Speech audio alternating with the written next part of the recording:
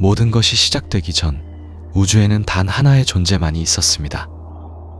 바로 아누라는 이름을 가진 최초의 존재였죠. 아누는 완벽한 질서 그 자체였습니다. 빛나는 다이아몬드처럼 투명하고 순수한 존재였죠. 하지만 완벽함 속에도 불완전함은 존재했습니다. 아누가 자신을 돌아보는 순간 그의 내면에서 무언가가 떨어져 나왔습니다. 그것은 아누 안에 있던 모든 악과 혼돈, 어둠과 공포였죠. 이 어둠은 스스로 형태를 갖추기 시작했고 7개의 머리를 가진 거대한 용의 모습으로 태어났습니다. 이것이 바로 타사메트였습니다. 혼돈의 화신이자 아누와는 정반대의 존재였죠. 아누는 자신에게서 떨어져 나온 이 어둠을 보며 경악했습니다. 타사메트 역시 자신을 탄생시킨 아누를 바라보았죠. 두 존재는 서로를 인정할 수 없었습니다. 질서는 혼돈을 용납할 수 없었고 혼돈은 질서를 파괴하고 싶어 했습니다. 그렇게 태초의 전쟁이 시작되었습니다. 얼마나 오랜 시간이 흘렀을까요? 시간이라는 개념조차 의미가 없는 영겁의 시간 동안 아누와 타사메트는 서로를 파괴하기 위해 싸웠습니다. 우주는 그들의 전투로 뒤흔들렸고 존재하지도 않았던 세계가 그들의 힘에 의해 일그러졌습니다. 싸움은 점점 치열해졌습니다. 아누는 빛나는 창으로 타사메트를 찔렀고 타사메트는 날카로운 발톱으로 아누를 핥히었죠. 둘은 서로에게 치명상을 입혔습니다. 그리고 마침내 동시에 최후의 일격을 가했습니다. 거대한 폭발이 일어났습니다. 아누와 타사메트 두 존재 모두 산산조각이 났죠. 하지만 그들의 죽음은 진정한 끝이 아니었습니다. 오히려 새로운 시작이었습니다. 아누의 빛나는 척추뼈는 우주를 가로질러 솟아올랐고 그곳에서 거대한 수정아치가 만들어졌습니다. 이것이 바로 고위천국이었습니다. 완벽한 질서와 빛으로 가득한 곳이었죠. 수정으로 이루어진 거대한 궁전들이 솟아올랐고 그 안에서는 순수한 빛의 에너지가 맥동했습니다. 반면 타사메트의 7머리에서는 7개의 거대한 지옥이 탄생했습니다. 불타는 지옥이라고 불리는 이곳은 혼돈과 파괴, 고통으로 뒤덮인 세계였습니다. 끓어오르는 용암과 날카로운 바위, 끝없는 비명이 가득한 곳이었죠. 하지만 더 놀라운 일이 일어났습니다. 아누의 빛나는 몸에서는 천사들이 태어났습니다. 이들은 아누의 의지를 계승한 존재들이었죠. 질서와 정의, 용기를 상징하는 완벽한 전사들이었습니다. 그들은 스스로를 천사라 불렀고 고위 천국을 지키는 수호자가 되었습니다. 타사메트의 어두운 살점에서는 악마들이 기어 나왔습니다. 타사메트의 7머리에서 태어난 7대 악마를 필두로 무수한 악마들이 불타는 지옥을 가득 채웠습니다. 그들은 파괴와 고통, 배신을 즐기는 존재들이었죠. 천사와 악마, 그들은 각자의 창조주를 기억하지 못했습니다. 하지만 본능적으로 알고 있었죠. 저 반대편에 있는 존재들은 자신들과 절대로 공존할 수 없는 적이라는 것을요. 영원한 분쟁이 시작되었습니다. 천사들은 악마들을 우주에서 지워버리려 했고 악마들은 천사들을 짓밟고 싶어 했습니다. 고위 천국과 불타는 지옥 사이 그 어디에도 속하지 않는 공간에서 끝없는 전쟁이 벌어졌습니다. 수천 년이 흘렀습니다. 아니, 어쩌면 수만 년이었을지도 모릅니다. 천사와 악마는 계속해서 싸웠습니다. 승리하는 쪽은 없었습니다. 천사들이 밀고 올라가면 악마들이 다시 밀어냈고 악마들이 공격하면 천사들이 방어했습니다. 끝없는 교착 상태였죠. 그러던 어느 날 전쟁터를 떠뒀던 천사와 악마 중 일부가 무언가를 발견했습니다. 전투가 벌어지는 공허한 공간, 그 한가운데 떠있는 거대한 구슬을 발견한 것이죠. 그것은 아누와 타사메트가 죽으면서 그들의 힘이 하나로 뭉쳐 만들어진 것이었습니다. 이 구슬은 어마어마한 힘을 품고 있었습니다. 질서와 혼돈, 빛과 어둠, 창조와 파괴의 힘이 완벽하게 균형을 이루며 소용돌이치고 있었죠. 이것이 바로 세계석이었습니다.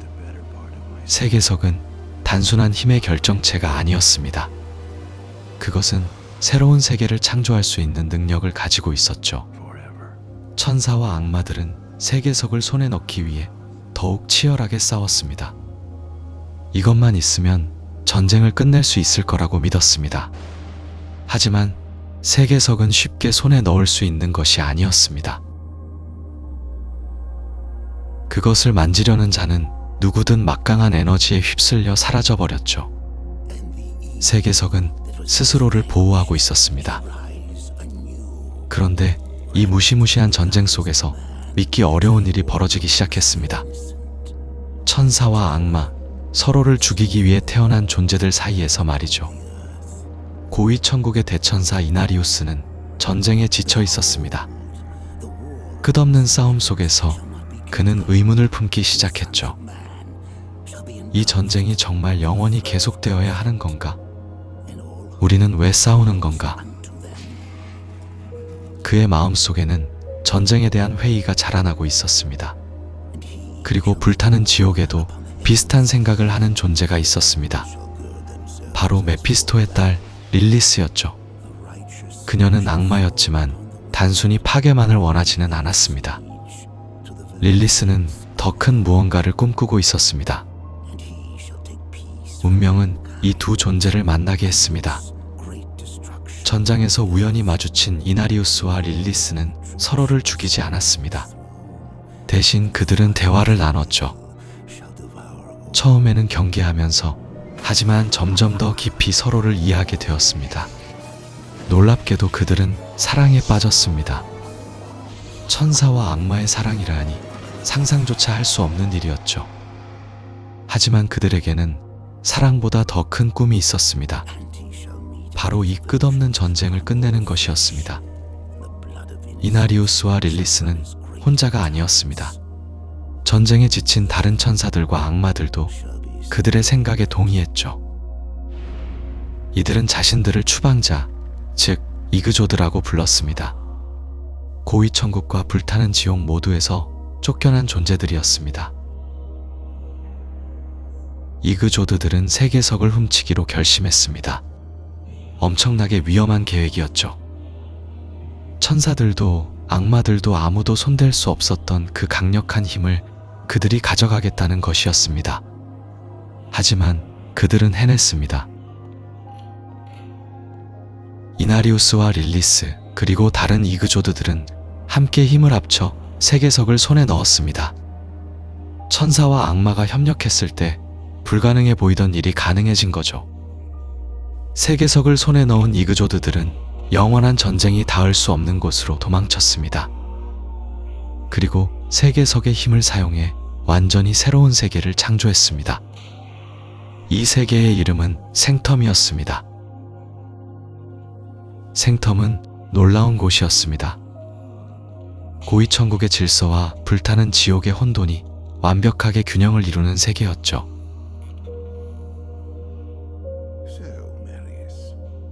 빛도 어둠도 아닌 그 중간의 세계였습니다.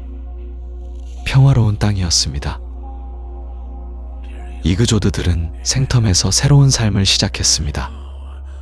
전쟁도 없고 싸움도 없는 곳이었죠. 그들은 행복했습니다. 그리고 시간이 흐르면서 이나리우스와 릴리스 사이에서 아이들이 태어났습니다. 이 아이들은 특별했습니다. 천사의 피와 악마의 피가 섞인 존재들이었죠. 그들을 네팔렘이라고 불렀습니다. 최초의 인간이었습니다. 네팔렘은 빠르게 성장했습니다. 그들은 부모 세대보다 훨씬 더 강력했죠. 천사의 신성한 힘과 악마의 어둠의 힘을 동시에 가지고 있었습니다. 두 힘이 합쳐지면서 상상을 초월하는 능력이 탄생한 겁니다. 네팔렘은 마법을 자유자재로 다뤘습니다. 산을 움직이고 번개를 부르고 생명을 치유했죠. 그들의 힘은 날이 갈수록 더 강해졌습니다.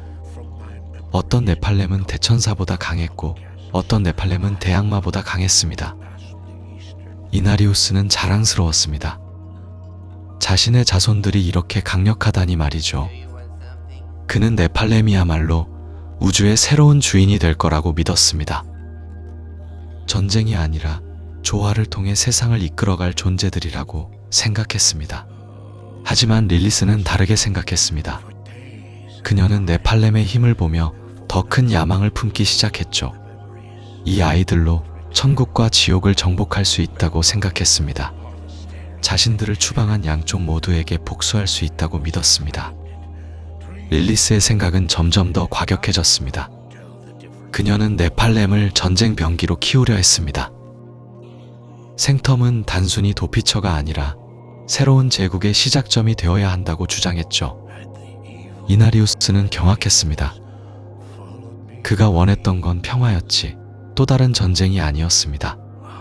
두 사람은 심하게 다투기 시작했죠.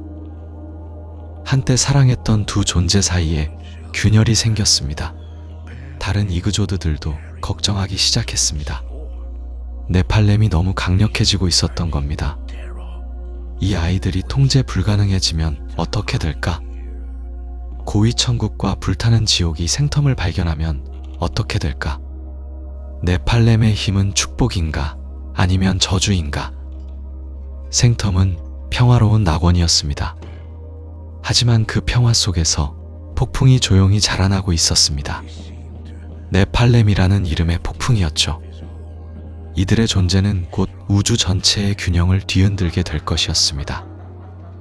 하지만 생텀이 평화로운 동안 불타는 지옥에서는 전혀 다른 일이 벌어지고 있었습니다. 영원한 전쟁은 계속되고 있었고 악마들은 여전히 천사들과 싸우고 있었죠. 그런데 7대 악마 중에서도 가장 영리한 세 존재가 있었습니다. 바로 메피스토, 디아블로, 그리고 바알이었죠. 메피스토는 증오의 대악마였습니다. 그는 7대 악마 중 가장 나이가 많았고 가장 교활했습니다. 그의 머릿속엔 늘 복잡한 계획들이 돌아가고 있었죠. 디아블로는 공포의 대악마였습니다. 세 형제 중 가장 강력하고 야심만만한 존재였습니다. 그리고 바알은 파괴의 대악마였습니다. 세 형제 중 가장 잔인하고 파괴적인 존재였죠. 이 세 형제는 깨달았습니다. 영원한 전쟁은 끝이 없다는 것을요. 악마와 천사는 힘이 거의 비슷했습니다. 한쪽이 이기면 다른 쪽이 반격하고 그렇게 영원히 반복되는 거였죠. 메피스토는 생각했습니다. 이 전쟁을 끝낼 방법이 분명히 있을 거라고요. 그러던 어느 날 세 형제는 놀라운 사실을 알게 됩니다. 바로 생텀의 존재였죠. 천사와 악마의 후손들이 사는 숨겨진 세계. 그것도 두 종족의 힘을 모두 가진 네팔렘이라는 존재들이 있다는 거였습니다. 메피스토의 눈이 번쩍 뜨였습니다. 이건 기회였습니다. 네팔렘을 타락시킬 수 있다면, 그들의 엄청난 힘을 악마의 편으로 만들 수 있다면 영원한 전쟁을 끝낼 수 있을 거였습니다. 고위 천국을 완전히 정복할 수 있는 거죠. 세 형제는 은밀히 계획을 세우기 시작했습니다. 하지만 여기엔 문제가 있었습니다. 불타는 지옥의 다른 대악마들이었죠. 특히 아즈모단과 벨리알. 아즈모단은 죄악의 대악마였고 벨리알은 거짓의 대악마였습니다. 이 둘은 세 형제의 계획을 좋아하지 않았습니다. 왜였을까요? 아즈모단과 벨리알은 영원한 전쟁이 계속되길 원했습니다. 전쟁이 계속되는 한 그들의 권력도 유지되니까요. 게다가 세 형제가 생텀을 정복하면 그들이 불타는 지옥 전체를 지배하게 될 게 뻔했습니다. 그건 절대 용납할 수 없는 일이었죠. 세 형제는 조심스럽게 움직였습니다. 그들은 생텀을 침공할 준비를 했습니다. 악마 군단을 모으고 작전을 계획하고 생텀으로 가는 길을 찾기 시작했죠. 메피스토는 자신의 교활함으로 정보를 모았습니다. 디아블로는 군대를 훈련시켰습니다. 바알은 파괴의 무기들을 준비했죠. 하지만 아즈모단과 벨리알도 가만히 있지 않았습니다. 그들은 세 형제를 감시했습니다. 그들의 계획을 알아냈습니다. 그리고 그들만의 음모를 꾸미기 시작했죠. 불타는 지옥 내부에서 권력 투쟁이 시작된 겁니다.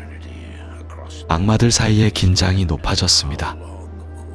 겉으로는 여전히 천사들과 싸우고 있었지만 속으로는 서로를 경계하고 있었죠. 7 대악마가 둘로 나뉘었습니다.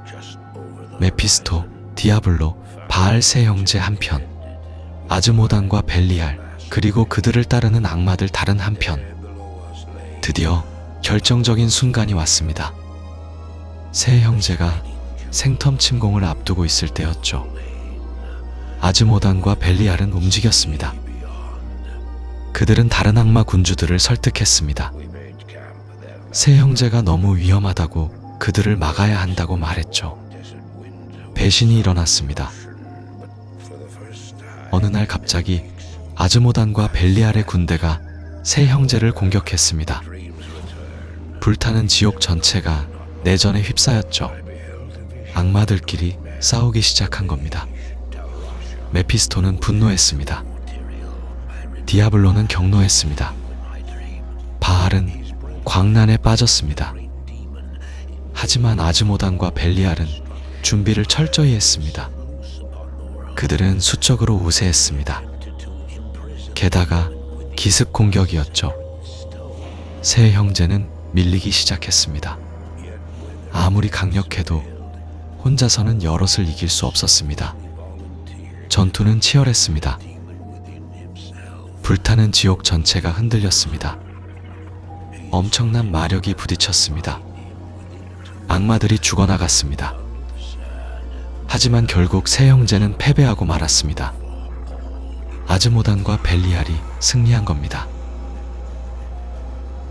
그런데 여기서 이상한 일이 벌어졌습니다.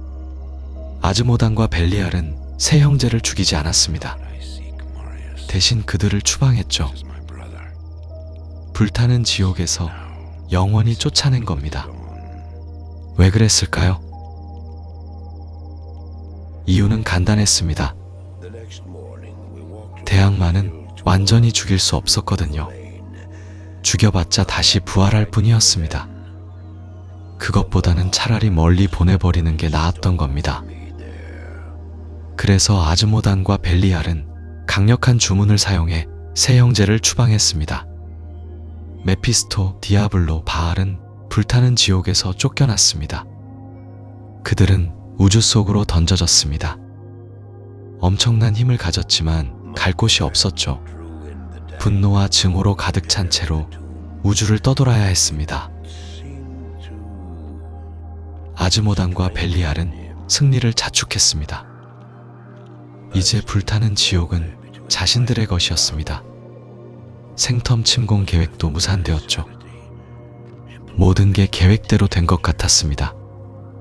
하지만 그들은 몰랐습니다. 자신들이 얼마나 큰 실수를 저질렀는지를요. 세 형제를 추방함으로써 그들은 훨씬 더 끔찍한 일이 일어날 길을 열어준 겁니다. 추방당한 세 형제는 어디로 갔을까요? 바로 생텀이었습니다. 네, 맞습니다. 아즈모단과 벨리알이 막으려 했던 바로 그 일이 결국 일어나고 만 겁니다. 세 형제는 생텀을 찾아냈습니다. 그리고 그곳을 향해 가기 시작했죠. 이제 생텀에는 역사상 가장 큰 위협이 다가오고 있었습니다.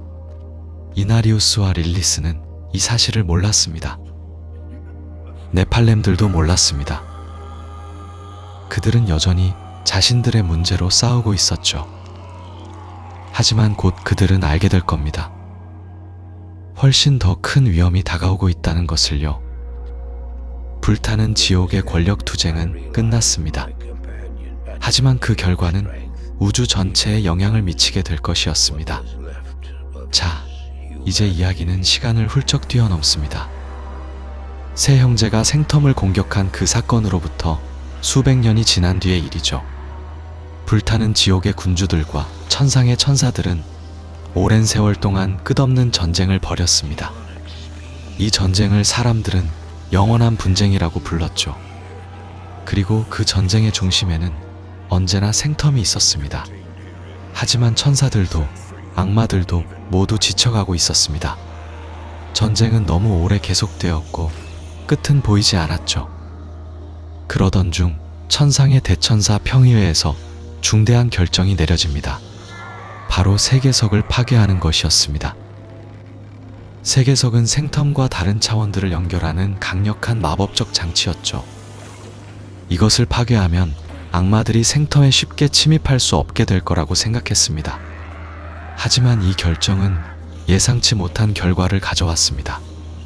세계석이 파괴되자 생텀은 더 이상 완전히 보호받지 못하게 되었죠. 오히려 악마들이 틈을 노리기 더 쉬워진 겁니다. 그리고 디아블로는 바로 이 기회를 놓치지 않았습니다. 디아블로는 자신의 영혼석과 함께 생텀의 깊은 곳에 묻혀 있었습니다. 호라드림이 그를 가둔 그 영혼석 말이죠. 하지만 수백 년의 시간 동안 디아블로는 계속해서 영혼석의 봉인을 약화시키고 있었습니다. 그의 사악한 힘은 조금씩 아주 천천히 바깥으로 새어나오고 있었죠. 그리고 마침내 그 힘이 닿은 곳이 있었습니다. 바로 트리스트럼이라는 작은 왕국이었죠. 트리스트럼은 평화롭고 번영하는 나라였습니다. 특히 레오릭이라는 왕은 훌륭한 통치자로 알려져 있었어요.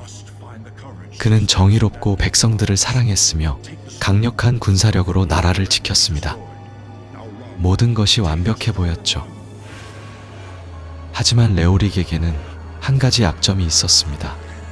바로 그의 측근이자 수석 대주교였던 라자루스였습니다. 라자루스는 겉으로는 충실한 신하처럼 보였지만 사실 그는 디아블로의 속삭임에 이미 타락해 있었습니다.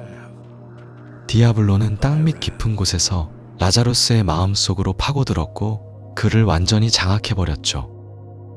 라자루스는 디아블로의 명령에 따라 움직이기 시작했습니다. 그는 왕국의 대성당 지하에 있는 오래된 지하 묘지로 통하는 길을 열었습니다. 그리고 그곳에서 디아블로의 영혼석을 찾아냈죠. 디아블로의 힘은 이제 더욱 강해졌습니다. 봉인은 거의 깨질 지경이었어요. 하지만 디아블로가 완전히 깨어나려면 육체가 필요했습니다. 그냥 아무 육체나는 안 됐어요. 순수하고 강한 영혼을 가진 사람이어야 했죠. 그래서 라자루스는 끔찍한 계획을 세웁니다. 바로 레오릭 왕의 어린 아들 알브레이트 왕자를 납치하는 것이었습니다. 어느 날 라자루스는 왕자를 데리고 대성당 지하로 내려갔습니다. 그는 왕자에게 특별한 것을 보여주겠다고 속였죠. 순진한 왕자는 신뢰하는 대주교를 따라갔습니다. 하지만 그것은 함정이었어요. 지하 깊은 곳에서 라자루스는 왕자를 디아블로에게 바쳤습니다. 디아블로는 어린 왕자의 몸에 들어갔습니다. 순수한 영혼은 저항했지만 공포의 군주의 힘은 너무나 강했죠. 천천히 고통스럽게 알브레이트 왕자는 디아블로에게 잠식당했습니다. 왕자의 몸은 변하기 시작했습니다. 악마의 형상으로 말이죠. 위에서는 레오릭 왕이 아들의 실종으로 미쳐가고 있었습니다. 그는 왕국 전체를 뒤져 아들을 찾으려 했지만 소용없었어요. 그리고 디아블로의 영향력은 왕에게도 미치기 시작했습니다. 땅 밑에서 올라오는 사악한 기운이 왕의 마음을 서서히 병들게 만들었죠. 레오릭은 점점 편집증에 빠져들었습니다. 그는 주변 사람들을 의심하기 시작했고 충실한 신하들을 처형했습니다. 이성적이고 자애로웠던 왕은 어디에도 없었어요. 대신 그 자리에는 광기에 사로잡힌 폭군만이 남아있었죠. 왕국의 기사단장이었던 라크다나는 더 이상 참을 수 없었습니다. 왕이 무고한 사람들을 계속 죽이는 것을 보며 그는 끔찍한 결정을 내려야 했습니다. 바로 자신이 섬기던 왕을 죽이는 것이었죠. 라크다나는 왕을 죽였습니다. 하지만 그것은 정당한 처형이 아니라 반역이었고 그의 마음은 평생 그 죄책감에 시달리게 됩니다. 레오릭은 죽었지만 그의 고통은 끝나지 않았습니다. 디아블로의 힘은 죽은 왕을 언데드로 되살렸습니다. 해골 왕, 스켈레톤 킹으로 말이죠. 레오릭은 이제 자신의 대성당을 배회하는 저주받은 존재가 되었습니다. 그는 자신을 죽인 자들에게 복수하기를 갈망했죠. 트리스트럼 왕국은 완전히 망가졌습니다. 백성들은 도망쳤고 대성당 주변은 악마들로 가득 찼습니다. 지하에서는 더 많은 악마들이 올라오고 있었어요. 디아블로가 왕자의 몸 안에서 힘을 키우는 동안 그의 부하들이 지상을 공포로 물들이고 있었습니다. 이때 한 떠돌이 용사가 트리스트럼에 도착합니다. 그는 소문을 듣고 온 모험가였죠. 어떤 이는 그가 전사였다고 하고 어떤 이는 마법사였다고 하며 또 어떤 이는 도적이었다고 합니다. 정확히 누구였는지는 중요하지 않습니다. 중요한 건 그가 용감했고 이 저주를 끝낼 힘이 있었다는 거죠. 용사는 대성당으로 들어갔습니다. 그곳에서 그는 끔찍한 광경을 목격했어요. 악마들이 복도를 배회하고 저주받은 언데드들이 공격해왔습니다. 그는 한층 한층 내려가며 싸웠습니다. 레오릭 왕의 유령도 만났죠. 해골 왕은 강력했지만 용사는 그를 물리쳤습니다. 비록 죽었지만 레오릭은 마침내 평화를 찾을 수 있었습니다. 더 깊이 내려가자 용사는 나자로스를 만났습니다. 배신자 대주교는 이제 완전히 악마의 하수인이 되어 있었어요. 그도 싸움 끝에 쓰러졌습니다. 하지만 진짜 적은 더 아래에 있었죠. 마침내 용사는 가장 깊은 곳에 도달했습니다. 그곳에서 디아블로가 기다리고 있었습니다. 공포의 군주는 어린 왕자의 몸을 완전히 장악하고 거대한 악마의 형상으로 나타났어요. 붉은 피부, 거대한 뿔, 그리고 불타는 눈을 가진 악마 말이죠. 전투는 치열했습니다. 디아블로는 공포 그 자체였고 그의 힘은 상상을 초월했죠. 하지만 용사는 포기하지 않았습니다. 오랜 싸움 끝에 용사는 마침내 디아블로를 쓰러뜨렸습니다. 디아블로의 육체가 쓰러지자 영혼석이 드러났습니다. 호라드림이 만든 그 봉인의 마법석이었죠. 용사는 이 영혼석을 손에 들었습니다. 이것을 파괴해야 디아블로가 영원히 사라질 거라고 생각했어요. 하지만 여기서 용사는 끔찍한 실수를 저지릅니다. 영혼석을 파괴하는 대신 그는 그것을 자신의 이마에 박아 넣었습니다. 그는 자신의 의지로 디아블로를 가둘 수 있다고 믿었죠. 자신이 충분히 강하다고 생각한 겁니다. 처음에는 괜찮아 보였습니다.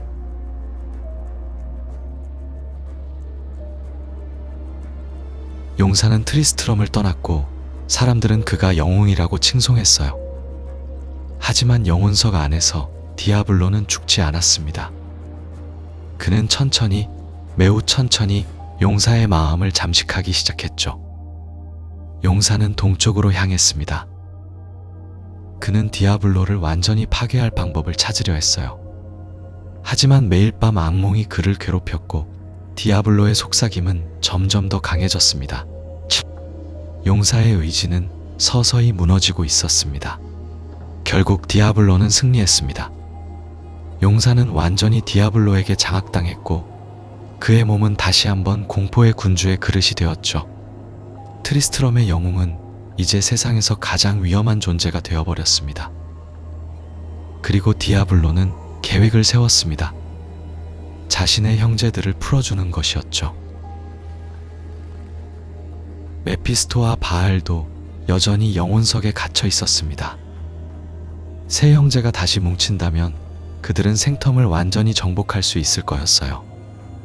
트리스트럼의 악몽은 이렇게 끝났습니다. 하지만 더 큰 악몽이 시작되고 있었죠. 디아블로는 자유로웠고 그는 복수를 꿈꾸고 있었습니다. 생텀의 운명은 그 어느 때보다 위험에 처해 있었습니다. 디아블로에게 몸을 빼앗긴 용사는 동쪽으로 향했습니다. 그는 이제 어둠의 방랑자라 불렸죠. 겉으로 보기엔 여전히 인간이었지만 그 안에는 공포의 군주가 자리 잡고 있었습니다. 그의 목적지는 명확했습니다. 쿠라스트, 바로 그곳에 메피스토가 갇혀 있었으니까요. 하지만 디아블로의 여정은 생각보다 쉽지 않았습니다. 영혼석에 갇혔던 시간 동안 그의 힘은 많이 약해져 있었거든요. 완전한 힘을 되찾으려면 시간이 필요했습니다. 그래서 그는 지나가는 곳마다 혼란과 파괴를 뿌렸어요. 악마들을 소환하고 사람들을 타락시키며 힘을 키워나갔죠. 어둠의 방랑자가 지나간 자리엔 재앙만이 남았습니다. 마을들은 불타올랐고 사람들은 공포에 떨었습니다. 그가 동쪽으로 향한다는 소문이 퍼지기 시작했죠. 하지만 아무도 그를 막을 수 없었습니다. 그는 너무나 강력했고 그의 정체를 아는 사람도 거의 없었으니까요. 루트 골레인이라는 사막 도시가 있었습니다. 이곳은 동쪽으로 가는 중요한 관문이었죠. 어둠의 방랑자는 이곳도 그냥 지나치지 않았습니다. 그는 도시 근처에 악마들을 풀어놓았고 루트 골레인은 순식간에 포위당했어요. 사람들은 필사적으로 저항했지만 악마들의 공격은 끝이 없었습니다. 그런데 희망이 완전히 사라진 건 아니었습니다. 새로운 영웅들이 나타났거든요. 트리스트럼의 비극을 듣고 온 용사들이었습니다.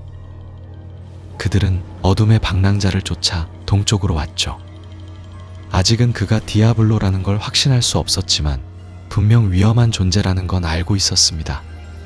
이 새로운 영웅들은 루트 골레인에 도착했습니다. 도시는 악마들의 공격으로 아수라장이 되어 있었죠. 하지만 그들은 포기하지 않았습니다. 악마들과 싸우며 조금씩 도시를 되찾아갔어요. 그러던 중 그들은 충격적인 사실을 알게 됩니다. 탈 라샤의 무덤이 열렸다는 것이었죠. 탈 라샤는 수백 년 전 메피스토를 봉인한 호라드림의 위대한 마법사였습니다. 그는 자신의 몸을 영혼석의 감옥으로 삼아 메피스토를 가두었죠. 그리고 사막 깊은 곳에 묻혔습니다. 하지만 이제 그 무덤이 열렸다는 건 누군가가 메피스토를 풀어주려 한다는 뜻이었어요. 영웅들은 서둘러 탈 라샤의 무덤으로 향했습니다. 사막을 가로질러 위험한 던전들을 통과하며 나아갔죠. 하지만 이미 늦었습니다. 무덤 깊은 곳에서 그들은 끔찍한 광경을 목격했어요. 어둠의 방랑자가 거기 있었고 탈 라샤의 시신은 이미 부서져 있었습니다. 메피스토가 풀려난 거였죠. 두 악마는 만났습니다. 디아블로와 메피스토, 불타는 지옥의 두 군주가 다시 뭉쳤어요. 메피스토는 수백 년간의 감금에서 풀려나 분노에 차 있었습니다. 하지만 그도 디아블로처럼 아직 완전한 힘을 되찾지 못한 상태였죠. 그래서 그들은 계획을 세웠습니다. 메피스토는 쿠라스트로 돌아가 힘을 회복하고 디아블로는 더 동쪽으로 가서 마지막 형제 바알을 풀어주기로요. 영웅들은 두 악마를 막으려 했지만 역부족이었습니다. 디아블로와 메피스토가 함께 있을 땐 너무나 강력했거든요. 영웅들은 간신히 목숨만 건졌고 두 악마는 각자의 길로 떠났습니다. 메피스토는 서쪽의 쿠라스트로, 디아블로는 더욱 동쪽으로요. 영웅들은 선택을 해야 했습니다. 둘 다 쫓을 순 없었으니까요. 그들은 메피스토를 먼저 막기로 결정했습니다. 쿠라스트가 더 가까웠고 메피스토가 그곳에서 완전한 힘을 되찾는다면 끔찍한 일이 벌어질 게 분명했거든요. 쿠라스트는 한때 찬란한 문명의 중심지였습니다. 자카룸 교단의 성지였고 거대한 신전들이 즐비한 곳이었죠. 하지만 영웅들이 도착했을 땐 그 모습을 찾아볼 수 없었습니다. 도시는 정글에 삼켜져 있었고 곳곳에서 악마들이 돌아다녔어요. 자카룸 교단은 이미 메피스토에게 타락해 있었습니다. 메피스토는 교단의 최고 성직자인 상크추의 몸을 빼앗았었거든요. 수십 년 동안 그는 산 끝으로 위장하며 교단을 서서히 타락시켰습니다. 그리고 이제 완전히 풀려난 메피스토는 쿠라스트 전체를 자신의 영역으로 만들어버렸죠. 영웅들은 정글 속 폐허가 된 도시를 헤쳐나갔습니다. 타락한 성직자들과 악마들이 끊임없이 공격해왔어요. 하지만 그들은 포기하지 않았습니다. 조금씩 천천히 트라빈칼 신전으로 향했죠. 메피스토가 있는 곳이었습니다. 마침내 그들은 메피스토와 대면했습니다. 증오의 군주는 거대하고 끔찍한 모습이었어요. 하지만 영웅들은 두려워하지 않았습니다. 그들은 준비해온 모든 것을 쏟아부었죠. 전투는 치열했습니다. 메피스토의 힘은 상상을 초월했고 독과 저주가 영웅들을 괴롭혔어요. 하지만 영웅들도 만만치 않았습니다. 그들은 서로 협력하며 메피스토를 몰아붙였죠. 긴 전투 끝에 마침내 메피스토는 쓰러졌습니다. 증오의 군주가 다시 봉인된 거였어요. 영웅들은 그의 영혼석을 파괴했습니다. 이제 메피스토는 영원히 돌아올 수 없을 거였죠. 하지만 기쁨도 잠시였습니다. 메피스토를 쓰러뜨렸지만 디아블로는 여전히 자유로웠으니까요. 그리고 그는 이미 너무 멀리 가버렸습니다. 영웅들은 메피스토를 쓰러뜨린 뒤 급히 지옥 차원으로 향했습니다. 디아블로를 막아야 했거든요. 하지만 그들이 도착했을 때 이미 끔찍한 일이 벌어지고 있었습니다. 지옥의 요새는 혼돈 그 자체였어요. 불타는 지옥이 무너져 내리고 있었죠.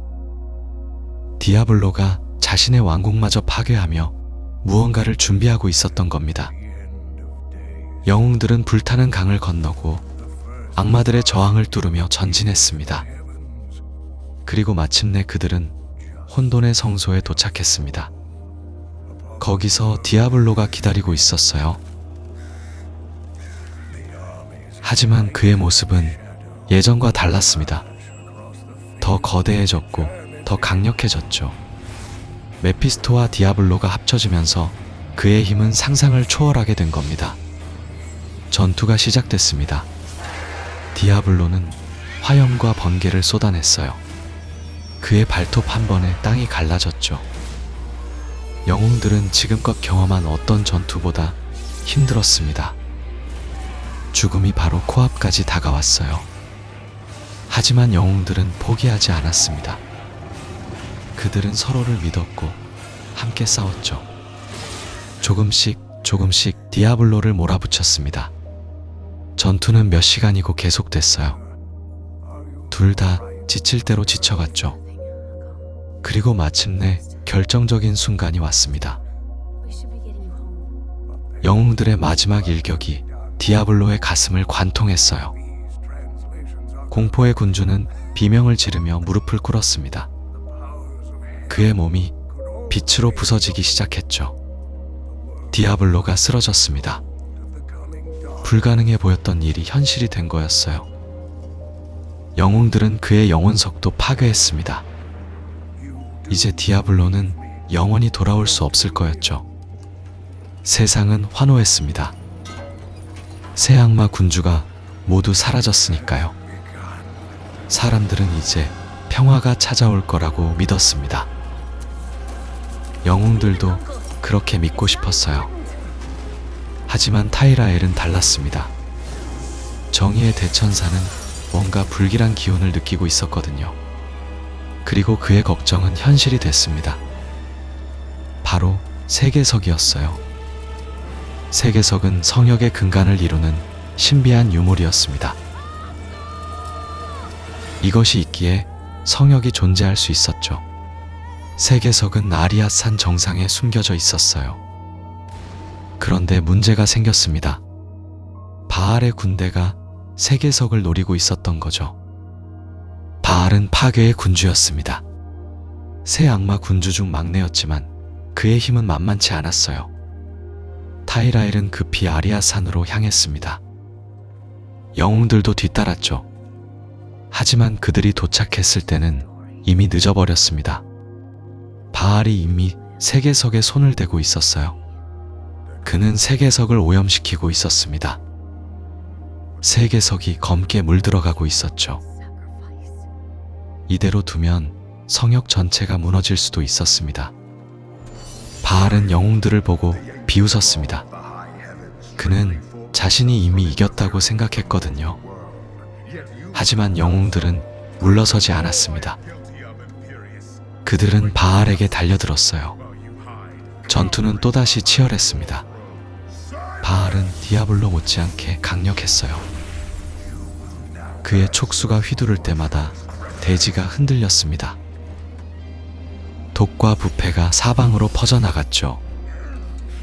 영웅들은 온 힘을 다해 싸웠습니다. 그들은 이미 메피스토와 디아블로를 쓰러뜨린 경험이 있었어요. 그 경험이 큰 도움이 됐죠. 조금씩 바알을 몰아붙였습니다. 긴 전투 끝에 바알도 쓰러졌습니다. 영웅들은 해냈어요. 새 악마 군주를 모두 물리친 겁니다. 이제 정말로 끝난 거였죠. 아니, 그렇게 생각했습니다. 타이라엘이 세계석을 조사했습니다.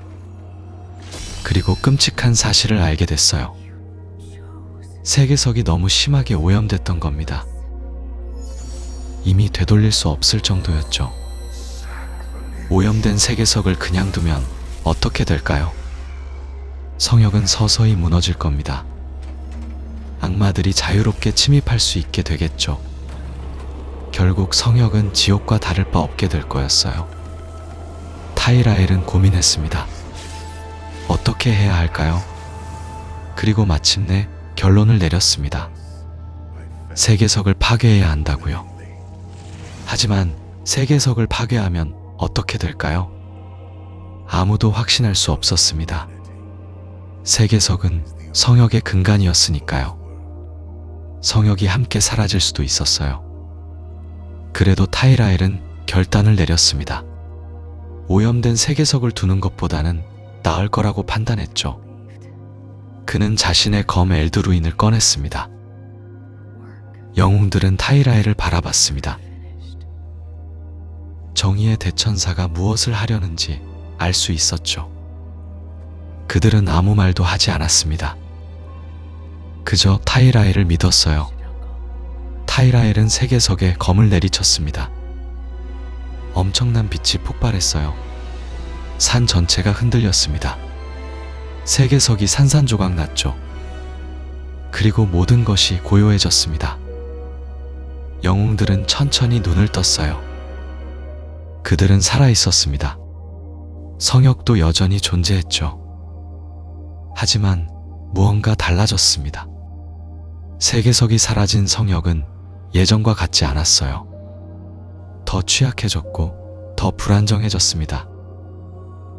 하지만 적어도 존재는 했죠. 타이라엘은 영웅들을 바라봤습니다.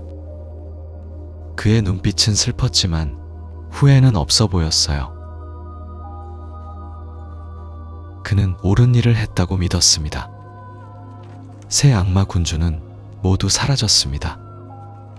세계석도 파괴됐죠. 이것이 진정한 끝이었습니다. 아니, 적어도 사람들은 그렇게 믿었어요. 영웅들은 다시 일상으로 돌아갔습니다. 그들은 영웅으로 칭송받았죠. 하지만 그들 자신은 알고 있었습니다. 평화는 언제나 일시적이라는 것을요. 그렇게 20년이 흘렀습니다. 디아블로가 사라지고 세계석이 파괴된 후 상크추어리에는 평화가 찾아왔죠. 사람들은 악마와의 전쟁을 잊어갔습니다. 어둠의 방랑자 이야기도 이제는 전설이 되었어요. 하지만 평화는 오래가지 못했습니다. 뉴트리스트럼이라 불리는 작은 마을에 불길한 조짐이 나타나기 시작했어요. 바로 그곳, 옛 트리스트럼 대성당 아래 깊은 곳에서요. 데카드 케인, 그 노학자는 여전히 살아있었습니다. 이제 90에 가까운 나이였지만 그는 여전히 경고하고 있었어요. 악마들이 돌아올 거라고요. 하지만 아무도 그의 말을 믿지 않았습니다. 사람들은 그를 편집증에 걸린 노인이라 여겼죠. 케인에게는 조카가 있었습니다. 레아라는 이름의 젊은 여성이었어요.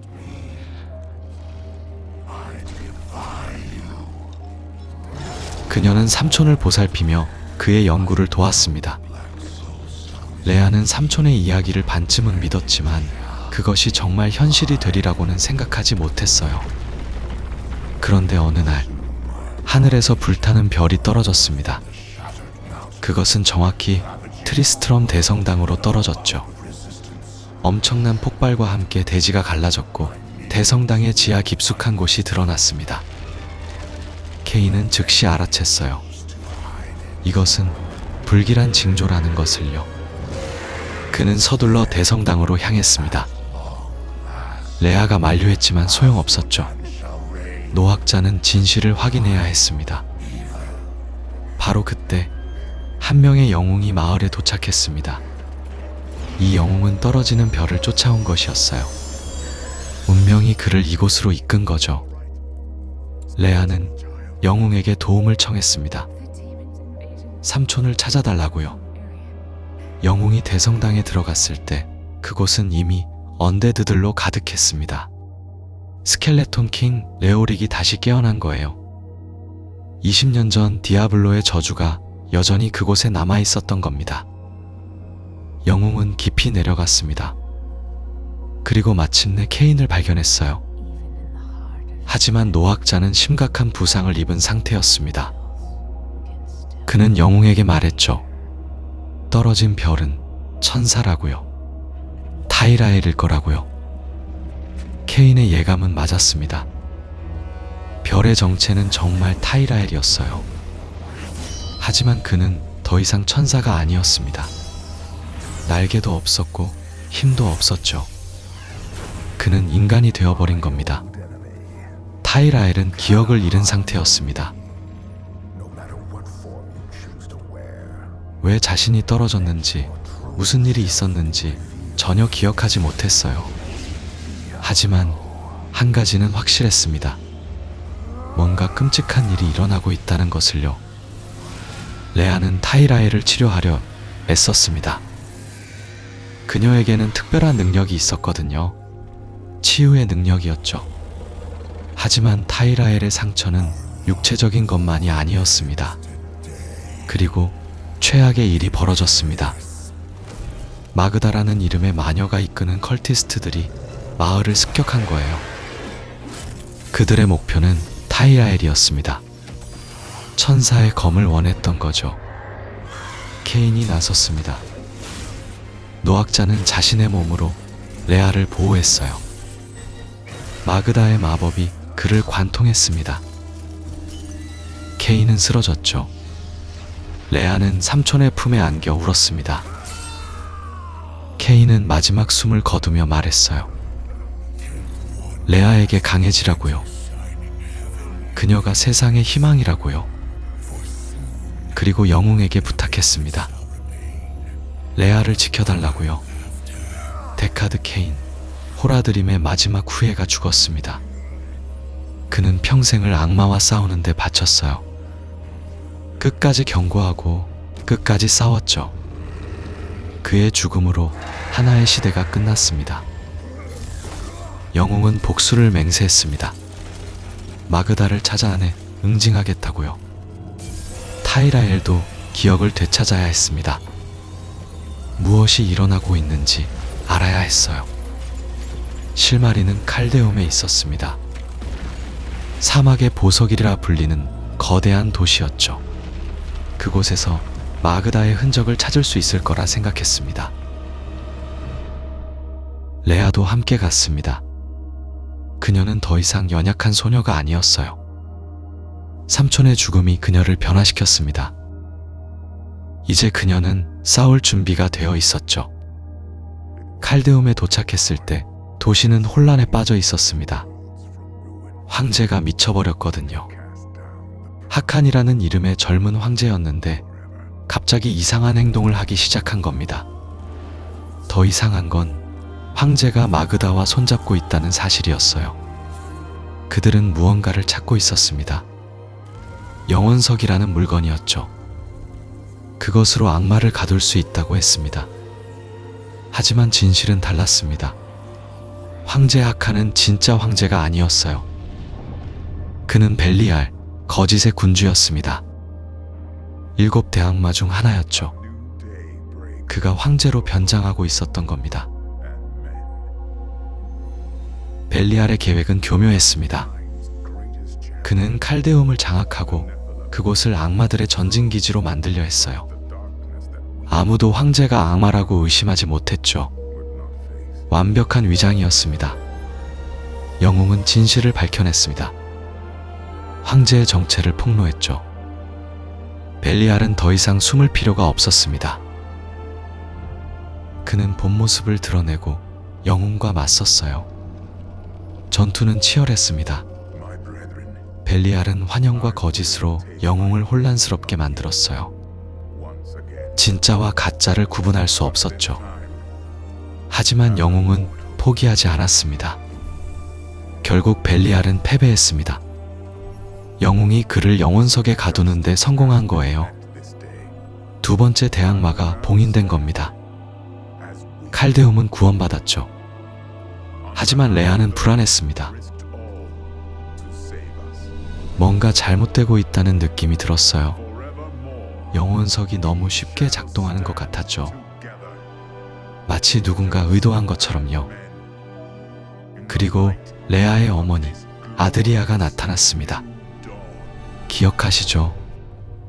그녀는 디아블로 1편에서 트리스트럼의 마녀였어요. 어둠의 방랑자와 함께 여행했던 여성이었습니다. 아드리아는 말했습니다. 자신이 모든 것을 준비했다고요. 레아가 태어난 것도 계획의 일부였다고요. 그녀의 말에 레아는 공포에 질렸습니다. 진실은 이랬습니다. 아드리아는 처음부터 디아블로의 편이었어요. 그녀는 디아블로의 아이를 임신했던 겁니다. 그 아이가 바로 레아였죠. 모든 것이 레아를 위한 것이었습니다. 아니, 정확히는 레아의 몸을 위한 것이었어요. 완벽한 그릇을 만들기 위한 계획이었죠. 디아블로가 부활할 그릇 말입니다. 아드리아는 칼데움의 하수구에서 의식을 시작했습니다. 검은 영혼석의 봉인을 풀면서 말이죠. 그녀가 손을 들자 검은 마력이 솟아올랐습니다. 그리고 레아를 붙잡았어요. 레아는 저항했습니다. 하지만 소용없었어요. 검은 영혼석 속에 갇혀있던 5 악마의 정수가 레아의 몸속으로 쏟아져 들어갔습니다. 아즈모단, 벨리알, 그리고 이미 죽은 새 악마들의 영혼까지요. 레아의 몸이 경련을 일으켰습니다. 그녀의 비명이 하수구를 가득 채웠어요. 그리고 변화가 시작됐습니다. 레아의 눈이 붉게 빛나기 시작했어요. 그녀의 몸에서 검은 불길이 타올랐습니다. 디아블로가 돌아온 겁니다. 레아라는 완벽한 그릇을 얻어서 말이죠. 플레이어가 달려왔을 때는 이미 늦었습니다. 레아의 몸에서 거대한 악마가 솟아올랐어요. 하지만 이번에 디아블로는 달랐습니다. 그는 여성의 형상을 하고 있었어요. 레아의 몸을 기반으로 부활했기 때문이죠. 그리고 그 힘은 이전보다 훨씬 강력했습니다. 디아블로는 비웃으며 사라졌습니다. 그가 향한 곳은 아라켓 산이었어요. 세계석이 있는 곳 말입니다. 세계석은 성역 세계의 근간이 되는 물체였죠. 디아블로는 이것을 파괴해서 세상을 지옥으로 바꿀 생각이었습니다. 바스티온 요새에 비상이 걸렸습니다. 요새의 지도자 타이라엘이 명령을 내렸죠. 아라카 산으로 가는 길을 지켜야 한다고요. 하지만 그때 지평선에서 무언가가 보이기 시작했습니다. 악마들의 군대였습니다. 아즈모단이 직접 이끄는 지옥의 대군이었어요. 수십만의 악마들이 바스티온 요새를 향해 몰려오고 있었습니다. 땅이 울렸어요. 하늘이 붉게 물들었습니다. 아즈모단은 음모의 군주라고 불렸지만 전쟁도 잘했습니다. 그는 체계적으로 요새를 공격했어요. 공성기계들이 성벽을 두드렸습니다. 날개 달린 악마들이 하늘에서 불을 뿌렸어요. 요새의 방어선이 하나씩 무너지기 시작했습니다. 타이라엘은 칼을 들고 싸웠습니다. 한때 천사였던 그는 여전히 강했어요. 하지만 인간이 된 몸은 한계가 있었습니다. 그는 부상을 입었고 결국 쓰러졌죠. 플레이어가 나섰습니다. 요새를 지키기 위해서는 아즈모단을 직접 물리쳐야 했어요. 플레이어는 악마 군대를 뚫고 나아갔습니다. 수천의 악마를 쓰러뜨리며 말이죠. 마침내 아즈모단과 마주했습니다. 그는 거대한 악마였어요. 6개의 다리로 서 있었고 온몸에서 도끼가 뿜어져 나왔습니다. 그는 오만하게 웃었어요. 자신이 마지막 악마 군주라고, 자신을 이길 수 있는 자는 없다고 말했습니다. 자신을 이길 수 있는 자는 없다고 말했습니다. 전투가 시작됐습니다. 아즈모단은 강력했어요. 그는 땅에서 악마들을 소환했습니다. 독구름을 만들어냈죠. 하지만 플레이어는 물러서지 않았습니다. 네팔렘의 힘이 각성하기 시작했거든요. 전투는 치열했습니다. 아즈모단이 거대한 발로 내려 찍었지만 플레이어는 피했어요. 반격했습니다. 아즈모단의 비명이 전장을 가득 채웠어요. 그는 믿을 수 없다는 표정을 지었습니다. 자신이 패배한다는 사실을 받아들일 수 없었죠. 결국 아즈모단은 무릎을 꿇었습니다. 7 악마 중 마지막 악마가 쓰러진 겁니다. 하지만 기쁨은 잠시뿐이었어요. 아즈모단이 죽어가며 웃었거든요. 그는 말했습니다. 이미 늦었다고요. 디아블로가 이미 목적지에 도착했다고요. 플레이어는 급히 아라카 산으로 향했습니다. 하지만 산에 도착했을 때 그곳은 지옥으로 변해 있었어요. 세계석의 힘으로 주변 전체가 타락한 겁니다.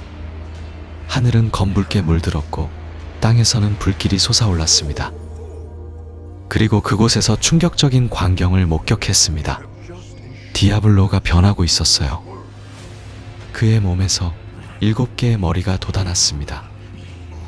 팔이 여러 개로 늘어났어요. 날개가 거대해졌습니다.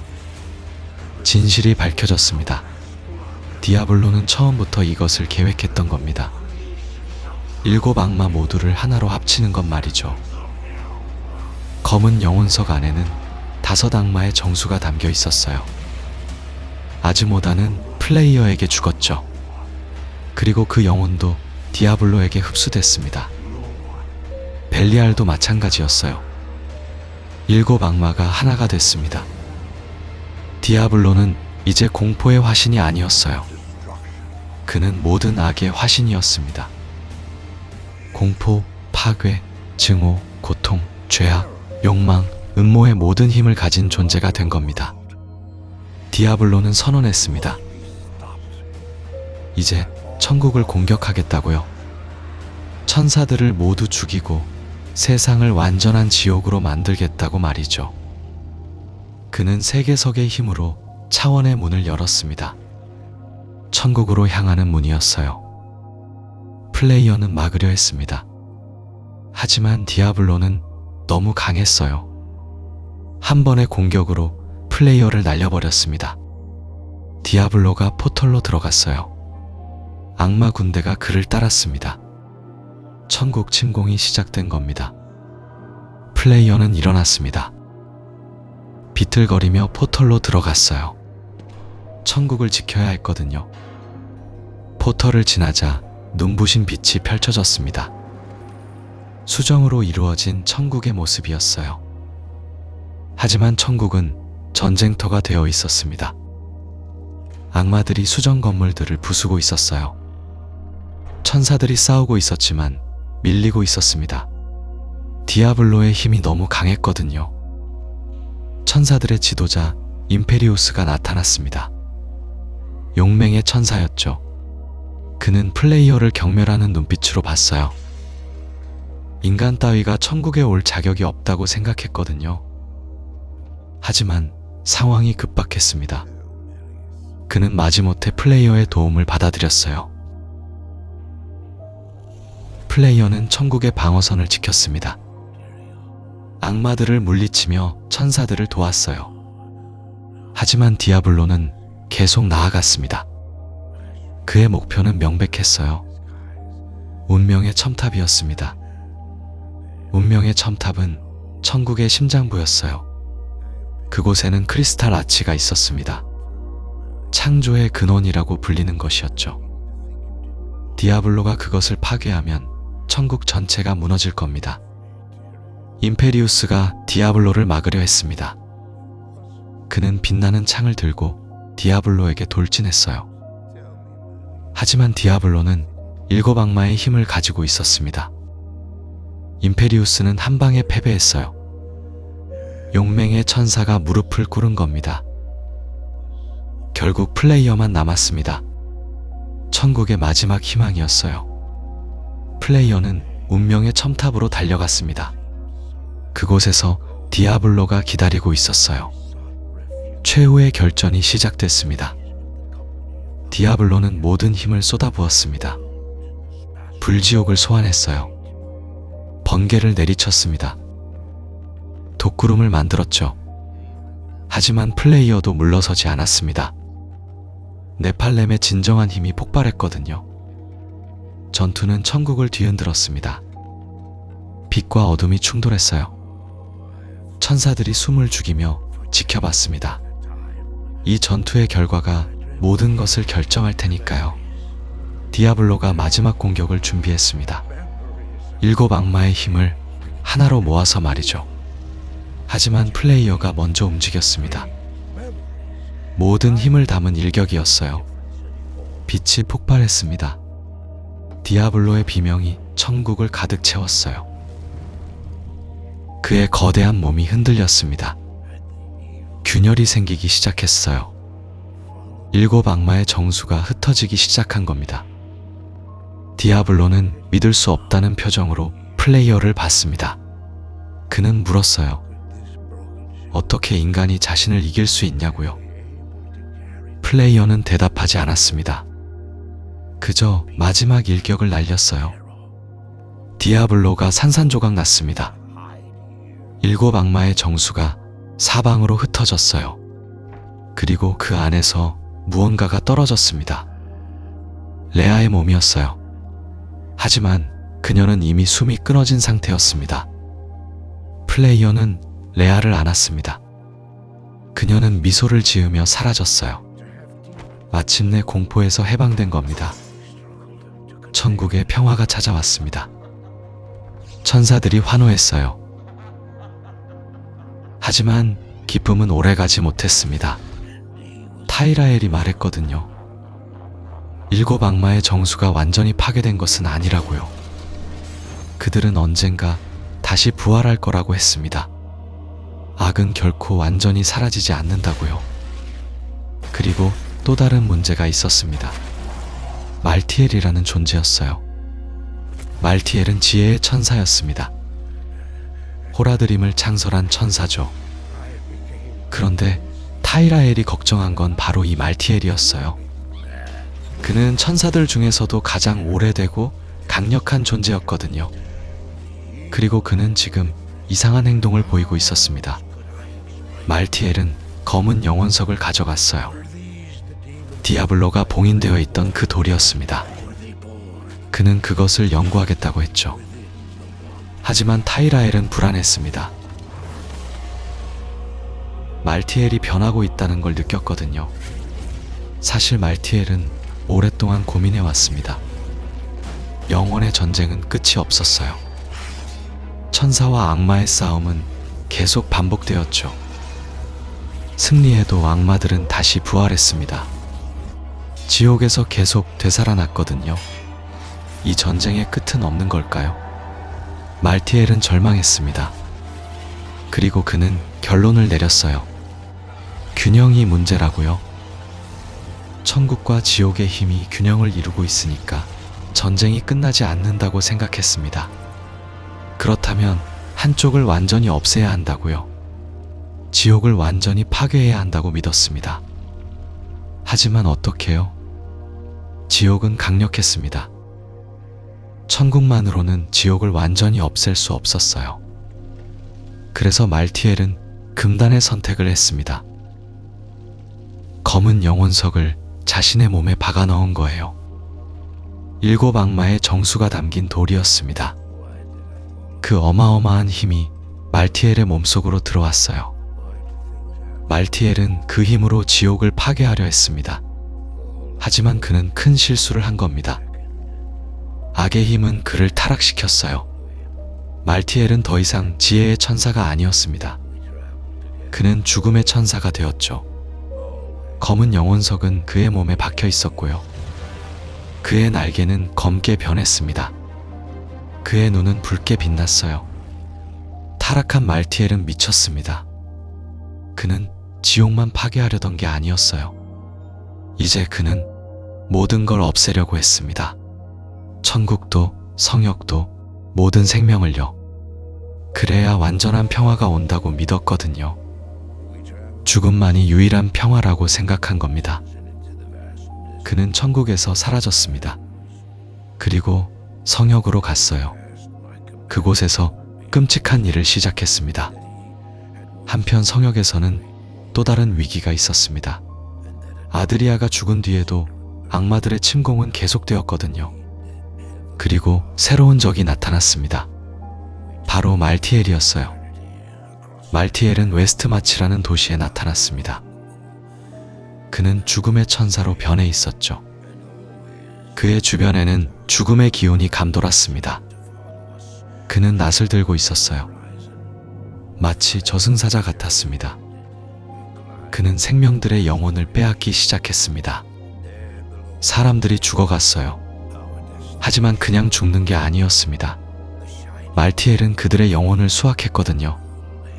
영혼들이 그에게 빨려 들어갔습니다. 말티엘에게는 계획이 있었습니다. 그는 생텀이라는 마을로 갔어요. 그곳에는 성스러운 유적이 있었죠.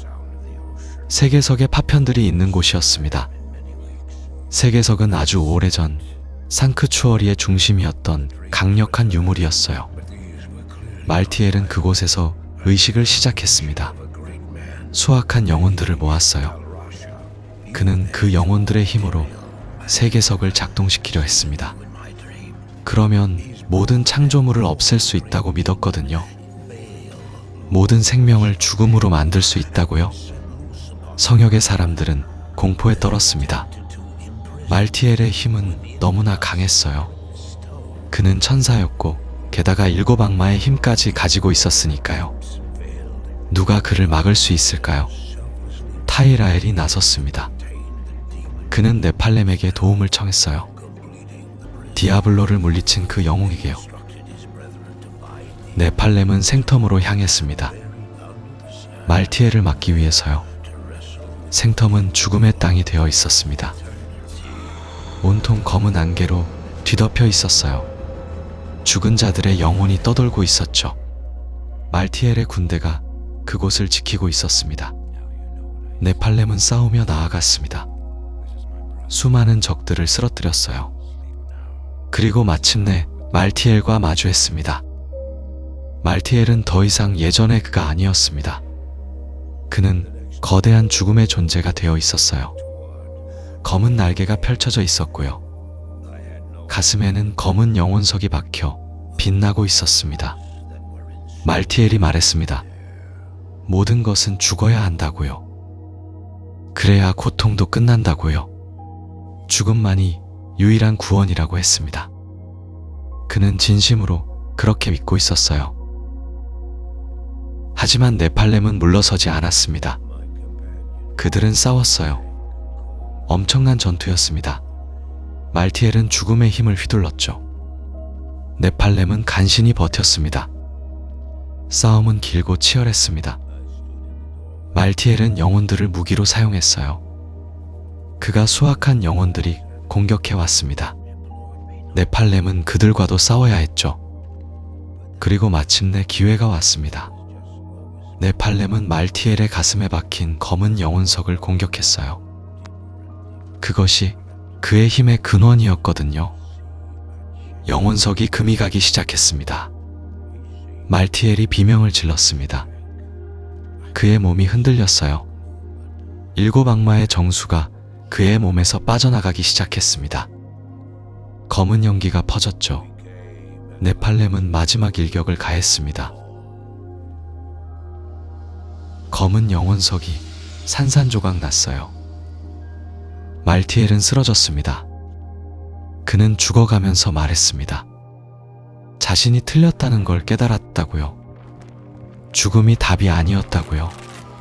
그는 후회했습니다. 하지만 이미 늦었어요. 말티엘은 사라졌습니다. 지혜의 천사는 그렇게 끝을 맞았어요. 타락하고 패배한 채로요. 그의 죽음과 함께 생텀의 저주도 풀렸습니다. 검은 안개가 걷혔어요. 갇혀있던 영혼들이 해방되었습니다. 그들은 빛이 되어 하늘로 올라갔어요. 하지만 기쁨만 있었던 건 아닙니다. 천사의회 일원이 타락하고 죽었어요. 이건 엄청난 사건이었습니다. 천국은 충격에 빠졌죠. 그리고 더 큰 문제가 있었습니다. 검은 영혼석이 파괴되면서 7 악마의 정수가 다시 흩어졌거든요. 그들은 지옥으로 돌아갔을 거예요. 언젠가 다시 부활할 겁니다. 성역은 또다시 위기를 넘겼습니다. 하지만 평화는 일시적일 뿐이었어요. 악은 결코 사라지지 않으니까요. 그리고 이 세계에는 아직 더 많은 비밀이 숨겨져 있었습니다. 티라엘이 죽음의 천사가 되고 말티엘이 쓰러진 그 순간 성역의 사람들은 또다시 평화가 찾아왔다고 생각했습니다. 하지만 그건 착각이었어요. 사실 더 큰 재앙의 씨앗이 이미 뿌려져 있었거든요. 기억하시죠? 티리엘이 세계석을 파괴했던 그 사건을요. 아리아 산정에서 산산조각난 세계석의 파편들이 성역 전역에 흩어졌습니다. 그런데 이 파편들이 그냥 돌멩이가 아니었어요. 세계석은 원래 성역의 차원을 안정시키고 천국과 지옥으로부터 이곳을 숨겨주던 강력한 유물이었거든요. 그 파편 하나하나에도 엄청난 마력이 깃들어 있었습니다. 문제는 이 파편들을 악마들도 노리고 있었다는 거예요. 아니, 악마들만이 아니었습니다. 권력에 굶주린 인간들, 타락한 마법사들, 심지어 일부 천사들까지도 이 파편의 힘을 탐냈어요. 세계석 파편을 손에 넣으면 상상할 수 없는 힘을 얻을 수 있었으니까요. 그리고 이 혼란 속에서 한 존재가 움직이기 시작했습니다. 바로 스칼이었어요. 스칼왕, 해골왕이라고도 불리는 이 존재는 사실 디아블로 1에서 등장했던 바로 그 레오릭 왕이었습니다. 기억나시나요? 디아블로에게 영혼이 침식당해 미쳐버렸던 비운의 왕 말이에요. 레오릭은 죽은 후에도 평화를 찾지 못했습니다. 그의 영혼은 저주받아 언데드가 되었고 오랜 세월 동안 증오와 광기에 잠식되어 갔어요. 그리고 세계석이 파괴되면서 흘러나온 마력의 파동이 그를 완전히 깨웠습니다.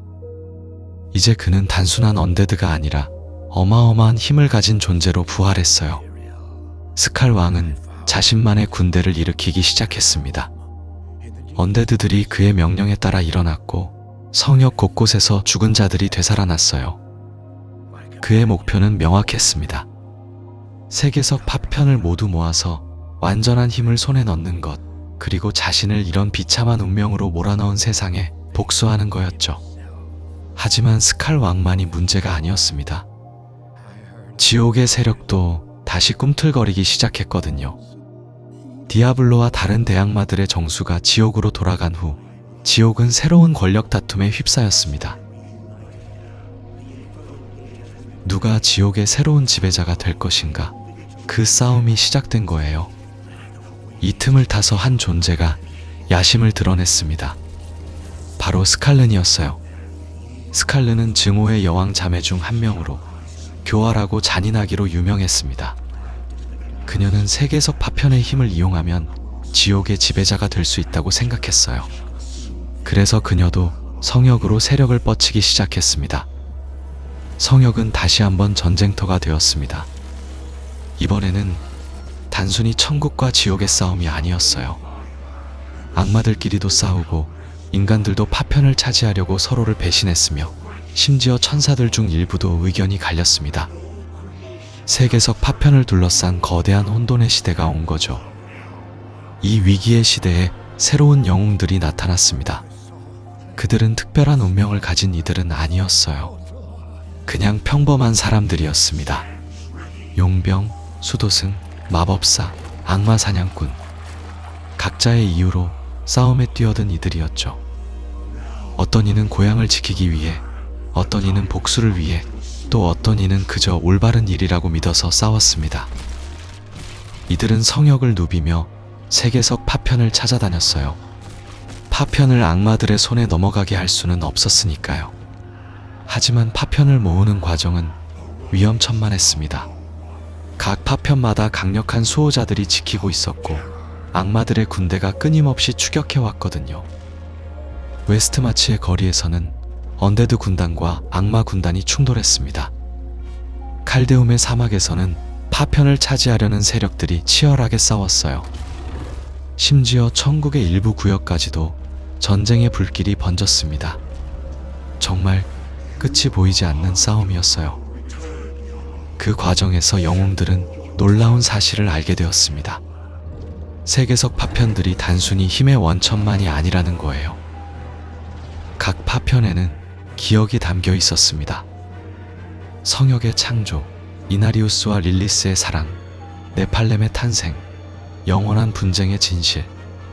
모든 것이 파편 속에 기록되어 있었던 거죠. 이 기억들을 보면서 영웅들은 깨달았습니다. 지금 벌어지고 있는 전쟁이 사실은 아주 오래전부터 계속되어 온 싸움의 연장선이라는 걸요. 천국과 지옥의 전쟁, 그 끝없는 순환 속에서 성역은 언제나 희생양이었어요. 그리고 이제 그 운명을 바꿀 때가 온 것 같았습니다. 영웅들은 결단을 내렸습니다. 세계석 파편을 모으긴 하되 그것을 무기로 쓰지는 않겠다고요. 대신 파편들을 안전하게 봉인해서 누구도 그 힘을 악용할 수 없게 만들기로 했습니다. 쉽지 않은 선택이었어요. 파편의 힘을 쓰면 당장의 전쟁을 끝낼 수 있었으니까요. 하지만 그들은 알고 있었습니다. 그런 힘은 결국 또 다른 재앙을 부를 뿐이라는 것을요. 스칼 왕과의 최후의 전투가 벌어졌습니다. 트리스트럼의 폐허, 모든 비극이 시작된 그곳에서요. 한때 선한 왕이었던 레오릭의 저주받은 영혼과 맞선 싸움은 처절했습니다. 그는 강했어요. 수백 년간 쌓인 증오와 고통이 그를 괴물로 만들었거든요. 하지만 영웅들은 포기하지 않았습니다. 그들은 스칼 왕을 물리쳤어요. 레오릭의 영혼은 마침내 해방되었고 오랜 고통에서 벗어날 수 있었습니다. 그의 마지막 말은 감사였어요. 이 끝없는 악몽에서 자신을 풀어준 것에 대한 감사 말이에요. 스칼른과의 싸움도 계속되었습니다. 그녀는 교활했지만 결국 영웅들의 용기와 희생 앞에 무릎을 꿇었어요. 세계석 파편들은 하나씩 회수되었고 안전하게 봉인되었습니다. 전쟁은 끝났습니다. 완전한 승리는 아니었지만 성역은 또 한 번 살아남았어요. 영웅들은 각자의 길로 돌아갔습니다. 어떤 이는 고향으로, 어떤 이는 새로운 모험을 향해서요. 하지만 모두가 알고 있었습니다. 이것이 끝이 아니라는 것을요. 지옥에서는 여전히 악마들이 꿈틀거리고 있고 천국은 여전히 혼란스러웠으며 성역에는 아직도 밝혀지지 않은 비밀들이 남아 있었습니다. 평화는 언제나 일시적이었어요. 하지만 그래도 괜찮았습니다. 왜냐하면 이 세계에는 언제나 싸울 준비가 된 영웅들이 있었으니까요. 그렇게 평화가 찾아온 줄 알았습니다. 말티엘이 쓰러지고 세계석의 위협이 사라진 후 성역은 잠시나마 평온을 되찾은 듯 보였어요. 사람들은 폐허가 된 마을을 재건하기 시작했고 전쟁의 상처를 치유하려 애썼습니다. 하지만 그 평화는 너무나 짧았어요. 생텀은 새로운 암흑기로 접어들고 있었습니다. 천국과 지옥의 전쟁은 끝났지만 그 여파는 성역 전체를 뒤덮었어요. 악마들은 물러났지만 그들이 남긴 부패와 타락은 여전히 대지에 스며들어 있었습니다. 더 심각한 건 사람들의 마음속에 자리 잡은 절망이었어요. 너무 많은 것을 잃었고 너무 많은 고통을 겪었습니다. 이런 절망의 시기에 오래된 악이 다시 깨어났습니다. 아니, 정확히 말하면 소환되었다고 해야 할까요? 그 이름은 릴리스, 증오의 딸이자 성역의 공동 창조자였습니다. 릴리스는 메피스토의 딸이었어요. 증오의 군주가 낳은 존재였지만 그녀는 아버지와는 다른 길을 걸었습니다. 아주 오래전 영원한 전쟁에 지친 릴리스는 천사 이나리우스와 함께 성역을 창조했어요. 그들은 천국도 지옥도 아닌 새로운 세계를 꿈꿨습니다. 그리고 그곳에서 네팔렘이 태어났죠. 하지만 릴리스의 사랑은 집착이 되었습니다. 자신의 자식들인 네팔렘을 지나치게 보호하려 했고 그들을 위협하는 모든 존재를 제거하려 했어요. 심지어 이나리우스마저도요. 결국 이나리우스는 릴리스를 공허로 추방할 수밖에 없었습니다. 그렇게 그녀는 수천 년 동안 잊혀진 존재가 되었어요. 그런데 누군가 그녀를 다시 불러냈습니다. 절망에 빠진 인간들, 권력에 굶주린 자들, 그리고 교활한 계획을 가진 악마들이 손을 잡았어요. 그들은 고대의 의식을 치렀고 공허의 감옥에서 릴리스를 소환했습니다. 릴리스가 성역에 발을 디딘 순간 대지가 흔들렸습니다. 그녀의 존재만으로도 세계는 변하기 시작했어요. 피가 솟아오르고 살이 뒤틀렸으며 광기가 퍼져나갔습니다. 하지만 릴리스는 단순한 파괴를 원하지 않았어요. 그녀에게는 더 큰 계획이 있었습니다. 릴리스는 말했습니다. 자신이 성역의 진정한 어머니라고요. 자신이 인류를 구원할 수 있다고요. 천국과 지옥의 전쟁에서 벗어나 인류가 스스로의 힘으로 설 수 있게 해주겠다고 약속했습니다. 그 말은 많은 이들의 마음을 사로잡았어요. 너무 오랫동안 전쟁의 희생양이었던 사람들에게 릴리스의 약속은 희망처럼 들렸으니까요. 하지만 릴리스의 진정한 목적은 따로 있었습니다. 그녀는 네팔렘의 잠재된 힘을 깨우려 했어요. 인류 안에 잠들어 있는 고대의 능력, 천사와 악마를 뛰어넘는 힘을 일깨우려 했습니다. 쉽게 말하면 릴리스는 자신의 자식들이 다시 한번 전성기의 힘을 되찾기를 원했던 거예요. 그러기 위해서는 희생이 필요했습니다. 엄청난 고통과 피, 그리고 영혼들이요. 릴리스는 성역 전역에서 의식을 시작했습니다. 그녀를 따르는 광신도들이 마을을 습격했고 사람들을 제물로 바쳤어요. 피의 꽃잎이 대지에 뿌려졌고 고통의 노래가 울려 퍼졌습니다. 그런데 여기서 또 다른 세력이 등장합니다. 바로 헬의 교회였어요. 예, 맞습니다. 지옥을 숭배하는 교회가 성역에 뿌리내리고 있었던 겁니다. 오랜 시간 동안 그들은 은밀하게 활동해 왔어요. 절망에 빠진 사람들에게 다가가 힘을 약속했고 구원을 이야기했습니다. 물론 그 대가는 영혼이었지만요. 헬의 교회는 릴리스의 귀환을 예언했다고 주장했습니다. 그들은 릴리스를 구세주로 떠받들었고 그녀의 뜻을 퍼뜨리는 전도사가 되었어요. 교회의 사제들은 마을마다 돌아다니며 릴리스의 가르침을 설파했습니다. 고통을 받아들이라고, 희생을 두려워하지 말라고, 그래야만 진정한 자유를 얻을 수 있다고 말이죠. 성역은 혼란에 빠졌습니다. 어떤 이들은 릴리스를 구원자로 믿었고 어떤 이들은 그녀가 또 다른 악마일 뿐이라고 경고했어요. 마을은 둘로 갈라졌고 가족끼리도 등을 돌렸습니다. 신뢰는 무너졌고 의심이 퍼져나갔어요. 이런 혼란 속에서 새로운 영웅들이 나타났습니다.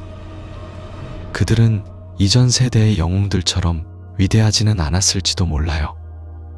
하지만 그들에게는 결단력이 있었고 희망이 있었습니다. 무엇보다 진실을 알고자 하는 의지가 있었어요. 영웅들은 릴리스의 흔적을 쫓기 시작했습니다. 그 과정에서 성역의 어두운 비밀들이 하나씩 드러났어요. 릴리스가 단순히 복수나 파괴를 원하는 게 아니라는 것도 알게 되었습니다. 그녀는 진심으로 인류를 사랑했어요. 비틀린 방식이었지만요. 릴리스는 자신의 자식들이 영원한 전쟁의 도구로 쓰이는 것을 견딜 수 없었습니다. 천국도 지옥도 인류를 대등한 존재로 보지 않았어요. 그저 전쟁터의 졸개나 이용할 수 있는 자원일 뿐이었죠. 릴리스는 이 모든 것을 끝내고 싶었습니다. 인류가 스스로의 운명을 결정할 수 있는 세상을 만들고 싶었어요. 하지만 그녀의 방법은 너무나 극단적이었습니다. 수많은 무고한 사람들이 그녀의 의식에 희생되었어요. 마을 전체가 피해 재단이 되었고 가족들이 서로를 죽이게 만들었습니다. 릴리스에게는 목적이 수단을 정당화했지만 고통받는 건 결국 평범한 사람들이었어요. 영웅들은 릴리스를 막아야 했습니다. 하지만 어떻게요? 그녀는 강력했고 교활했으며 무엇보다 성역 자체와 연결되어 있었습니다. 릴리스를 죽이는 건 성역을 파괴하는 것과 같을 수도 있었어요. 그래서 영웅들은 다른 방법을 찾아야 했습니다. 그 과정에서 이나리우스의 유산이 다시 주목받았어요. 이나리우스는 죽기 전에 많은 것을 남겼습니다. 일기, 연구자료, 그리고 릴리스를 막을 수 있는 방법에 대한 단서들이요. 이나리우스는 릴리스를 사랑했습니다. 하지만 그녀를 막아야 한다는 것도 알고 있었어요. 그래서 그는 만약을 대비한 안전장치를 만들어 두었습니다.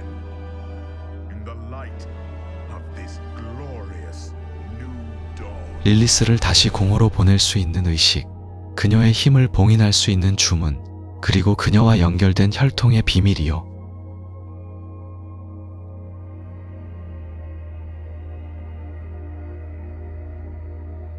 여기서 중요한 사실이 드러납니다. 릴리스와 이나리우스의 후손들이 아직도 성역에 살고 있었다는 거예요. 수천 년이 흘렀지만 그들의 피는 이어져 내려왔습니다. 그리고 그 후손들 중 일부가 바로 새로운 세대의 네팔렘이었어요. 이 네팔렘들은 특별했습니다. 그들 안에는 창조자의 피가 흐르고 있었고, 그래서 릴리스의 힘에 저항할 수 있었어요. 동시에 릴리스를 이해할 수도 있었습니다. 그녀의 고통과 사랑, 그리고 절망을요. 영웅들은 깨달았습니다. 릴리스를 물리치는 것만이 답이 아니라는 걸요. 그녀를 이해하고 그녀의 아픔을 인정하며 더 나은 방법을 찾아야 했습니다. 쉽지 않은 길이었어요. 많은 이들이 그저 릴리스를 죽이고 끝내자고 주장했으니까요. 하지만 영웅들은 다른 길을 택했습니다. 그들은 릴리스와 대화를 시도했어요. 그녀의 진심을 듣고 그녀가 원하는 것이 무엇인지 이해하려 했습니다. 물론 릴리스는 쉽게 마음을 열지 않았어요. 배신당한 기억이 너무 깊었으니까요. 그런데 바로 이때 또 다른 진실이 드러났습니다. 릴리스의 귀환 뒤에는 더 큰 음모가 숨어 있었어요. 누군가 릴리스를 이용하고 있었습니다. 그것도 아주 교묘하게요. 메피스토였습니다. 증오의 군주는 죽지 않았어요. 아니, 완전히 죽일 수 없었습니다. 그는 영혼의 형태로 살아남아 성역 어딘가에 숨어 있었어요. 그리고 자신의 딸을 이용할 계획을 세웠습니다. 메피스토는 릴리스가 소환되도록 조종했습니다. 헬의 교회를 뒤에서 움직인 것도 사람들을 절망에 빠뜨린 것도 그였어요. 메피스토의 목적은 간단했습니다. 릴리스를 통해 성역을 완전히 타락시키고 그 혼란 속에서 자신이 다시 육체를 얻는 거였어요. 릴리스는 이 사실을 몰랐습니다. 그녀는 자신이 자유의지로 행동한다고 믿었어요. 하지만 사실 그녀의 모든 행동은 아버지의 계략 안에 있었습니다. 메피스토는 딸의 사랑마저 이용했던 거예요. 영웅들이 이 진실을 릴리스에게 알렸을 때 그녀의 반응은 예상과 달랐습니다. 분노도 부정도 아니었어요. 그저 깊은 슬픔이었습니다. 자신이 또다시 이용당했다는 사실에, 자신의 자식들을 지키려던 노력이 오히려 그들을 위험에 빠뜨렸다는 사실에 절망했어요. 그 순간 릴리스는 선택의 기로에 섰습니다. 계속해서 아버지의 계략에 따를 것인가, 아니면 진정으로 자식들을 위한 길을 택할 것인가. 쉽지 않은 선택이었어요. 왜냐하면 후자를 택한다면 자신을 희생해야 할 수도 있었으니까요. 릴리스는 결단을 내렸습니다. 그녀는 메피스토의 계략을 깨트리기로 했어요. 자신의 힘을 이용해서 아버지가 성역에 발붙일 수 없도록 막기로 했습니다. 그것이 마지막 선물이 될 거라는 걸 알면서도요. 영웅들과 릴리스는 함께 메피스토를 찾아 나섰습니다. 이상한 동맹이었죠. 어머니와 자식들이, 창조자와 피조물이 함께 싸운 거였으니까요. 하지만 그것이 유일한 길이었습니다. 메피스토는 준비하고 있었습니다. 성역의 가장 깊은 곳, 증오가 가장 진하게 모인 장소에서 부활의식을 치르고 있었어요. 수많은 희생자들의 영혼이 그를 위해 바쳐졌고 그의 형체가 점점 뚜렷해지고 있었습니다. 영웅들이 도착했을 때는 거의 늦을 뻔했어요. 메피스토는 이미 반쯤 육체를 되찾은 상태였습니다. 그의 웃음소리가 동굴을 가득 채웠고 증오의 기운이 모든 것을 뒤덮었어요. 전투가 시작되었습니다. 메피스토는 강력했지만 완전하지 않았어요. 아직 부활이 끝나지 않았으니까요. 영웅들은 이 틈을 노렸습니다. 하지만 메피스토의 힘은 그들이 상상한 것보다 훨씬 강했어요. 그때 릴리스가 나섰습니다. 그녀는 자신의 모든 힘을 쏟아부었어요. 창조의 힘으로 메피스토를 묶었고 어머니의 권능으로 그를 약화시켰습니다. 메피스토는 놀랐어요. 자신의 딸이 자신을 배신할 거라고는 생각하지 못했으니까요. 릴리스는 말했습니다. 이것이 진정한 사랑이라고요. 자식을 소유하는 것이 아니라 자식이 스스로 설 수 있게 돕는 것이 진정한 사랑이라고요. 그리고 자신은 너무 오랫동안 그것을 이해하지 못했다고 고백했습니다. 메피스토는 분노했습니다. 하지만 이미 늦었어요. 릴리스의 희생으로 그의 부활은 중단되었고 영웅들은 그를 다시 봉인할 수 있었습니다. 완전한 승리는 아니었지만 성역은 또 한 번 최악의 운명을 피할 수 있었어요. 릴리스는 사라졌습니다. 그녀의 힘은 다 소진되었고 존재 자체가 희미해졌어요. 하지만 그녀는 미소 지었습니다. 마침내 자신의 자식들을 진정으로 도울 수 있었으니까요. 그녀의 마지막 말은 간단했어요. 자유롭게 살라고, 운명에 굴복하지 말라고요. 성역은 다시 한번 평화를 되찾았습니다. 하지만 이번에는 달랐어요. 사람들은 배웠습니다.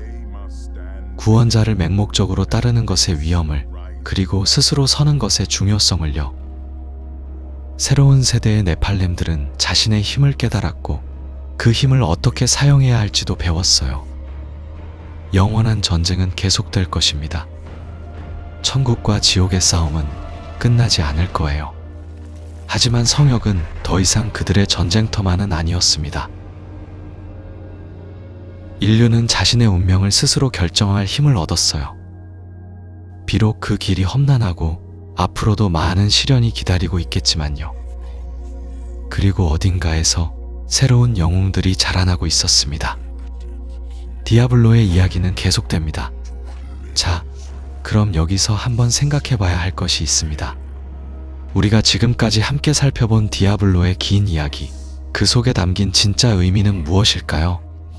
영원한 분쟁, 이 단어를 기억하시죠? 천국과 지옥이 태초부터 계속해온 끝없는 전쟁 말입니다. 그런데 말이에요. 이 전쟁의 본질을 잘 들여다보면 흥미로운 사실을 발견할 수 있습니다. 천사들은 질서를 위해 싸운다고 말하고 악마들은 자유를 위해 싸운다고 하죠. 하지만 정말 그게 전부였을까요? 아니요, 그게 아니었습니다. 천국도 지옥도 사실은 세계석의 힘을 원했어요. 아누와 타사메트가 죽으면서 남긴 그 엄청난 힘, 그것이 만들어낸 세계석을 차지하기 위한 싸움이었던 거죠.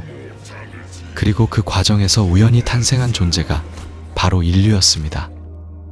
인류는 말하자면 천사와 악마의 부산물이었어요. 이누아리우스가 성역을 만들 때 릴리스와 함께 도망친 천사들과 악마들이 사랑에 빠졌고 그렇게 태어난 것이 네팔렘이었죠. 처음에는 그저 예상치 못한 결과물이었습니다. 천국도 지옥도 이들을 그리 중요하게 생각하지 않았어요. 그런데 시간이 흐르면서 상황이 바뀌기 시작했습니다. 네팔렘들은 너무나 강력했거든요. 천사의 빛과 악마의 어둠을 모두 가진 이들은 어느 쪽보다도 더 큰 잠재력을 지니고 있었습니다. 이누아리우스는 깜짝 놀랐어요. 자신이 만든 존재들이 자신보다 강해질 수 있다는 것을 깨달았거든요. 그래서 그가 뭘 했느냐? 세계석을 조작해서 네팔렘의 힘을 봉인했습니다. 인류라는 이름으로 약화시킨 거예요. 하지만 그 힘이 완전히 사라진 건 아니었습니다. 잠들어 있었을 뿐이죠. 그리고 수천 년이 흘렀습니다. 디아블로가 깨어나고 세계석이 파괴되고 말티엘이 타락하고 이나리우스가 죽었습니다. 이 모든 사건들이 일어나는 동안 인류는 조금씩 자신의 진짜 모습을 되찾아갔어요. 디아블로 3의 영웅이 그 증거였습니다. 7 대악마를 모두 물리치고 말티엘까지 쓰러뜨린 그 힘, 그것은 봉인되었던 네팔렘의 힘이 다시 깨어난 거였어요. 이나리우스가 그토록 두려워했던 천사도 악마도 넘어설 수 있는 힘 말입니다. 그럼 여기서 중요한 질문이 하나 나옵니다. 네팔렘의 진정한 힘은 도대체 뭘까요? 단순히 천사와 악마의 힘을 합친 것일까요? 아닙니다. 그보다 훨씬 더 본질적인 무언가가 있어요. 네팔렘의 힘은 바로 선택에 있습니다. 천사들은 태어날 때부터 질서의 화신이에요. 그들은 선택할 수 없습니다. 티리엘이 특별했던 이유가 바로 그거예요. 그는 천사임에도 불구하고 스스로 선택할 수 있었거든요. 반대로 악마들은 혼돈 그 자체죠. 그들도 자신의 본성에서 벗어날 수 없습니다. 하지만 네팔렘은 달라요.